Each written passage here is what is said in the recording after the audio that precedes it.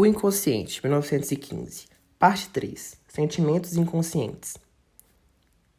Restringimos a discussão anterior às ideias e agora podemos lançar uma nova questão, cuja resposta contribuirá para esclarecer nossos pontos de vista teóricos. Dissemos que existem ideias conscientes e inconscientes, mas haveria também impulsos, sentimentos, sensações inconscientes. Ou, nesse caso, combinações assim não fariam sentido? De fato, creio que a oposição de consciente e inconsciente não se aplica aos instintos. Um instinto não pode jamais se tornar objeto da consciência, apenas a ideia que o representa. Mas também no inconsciente, ele não pode ser representado senão pela ideia. Se o instinto não se prendesse a uma ideia ou não aparecesse como um estado afetivo, não poderíamos saber sobre ele. Mas se, no entanto, falamos de um impulso inconsciente ou um impulso reprimido, trata-se de uma inócua negligência de expressão. Só podemos estar nos referindo a um impulso cujo representante ideativo é inconsciente, pois outra coisa não poderia entrar em consideração. Deveríamos pensar que a resposta à questão sobre os afetos, sentimentos, sensações inconscientes é igualmente fácil, pois é da natureza de um sentimento que ele seja sentido, isto é, que se torne conhecido da consciência. A possibilidade de inconsciência se excluiria totalmente no caso de sentimentos, sensações, afetos. Mas na prática psicanalítica estamos acostumados a falar de amor, ódio, raiva, etc., inconscientes. E vemos como inevitável até mesmo a insólita junção consciência de culpa inconsciente, ou a paradoxal angústia inconsciente. Esse modo de falar tem maior significado do que no caso de instinto inconsciente? Aqui a coisa é realmente outra. Pode primeiramente suceder que o impulso afetivo ou emocional seja percebido, mas de forma equivocada. Ele é obrigado, devido à repressão de sua verdadeira representação, a unir-se com outra ideia, e passa a ser tido pela consciência como manifestação dessa última. Se restabelecemos o vínculo correto, chamamos o impulso afetivo original de inconsciente, embora seu afeto jamais tenha sido inconsciente, apenas sua ideia sucumbiu à repressão. O uso da expressão afeto inconsciente e sentimento inconsciente remete aos destinos do fator quantitativo do impulso instintual, em consequência da repressão. Ver um ensaio sobre repressão. Sabemos que esses destinos podem ser 3. Ou o afeto continua como é, no todo ou em parte, ou se transforma num montante de afeto qualitativamente diferente, sobretudo em angústia, ou é suprimido, ou seja, seu desenvolvimento é impedido. É talvez mais fácil estudar essas possibilidades no trabalho do sonho do que nas neuroses. Sabemos, além disso, que a supressão do desenvolvimento do afeto é o verdadeiro objetivo da repressão e que o trabalho desta permanece inconcluso se esse objetivo não é alcançado.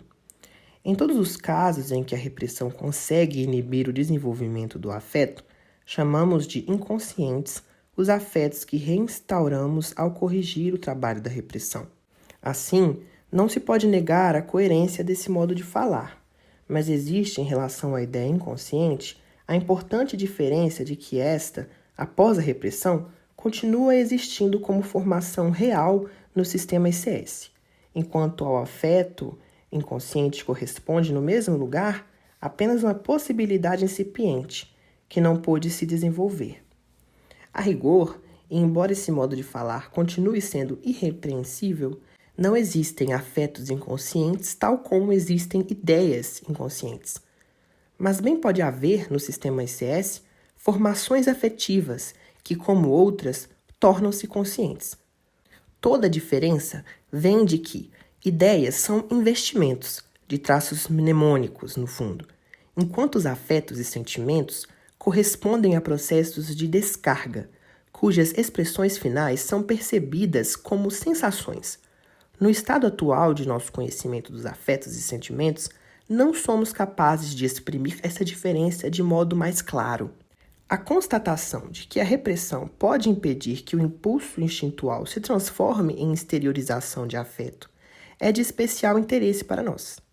Mostra-nos que o sistema CS normalmente governa tanto a afetividade como o acesso à motilidade e realça o valor da repressão, indicando, entre as consequências desta, não só que ela mantém algo longe da consciência, mas que também impede o desenvolvimento do afeto e o desencadeamento da atividade muscular. Também é possível dizer, de modo inverso, que, na medida em que o sistema CS controla a afetividade e a motilidade, chamamos de normal o estado psíquico do indivíduo. No entanto, há uma inegável diferença na relação entre o sistema dominante e as suas ações vizinhas de descarga.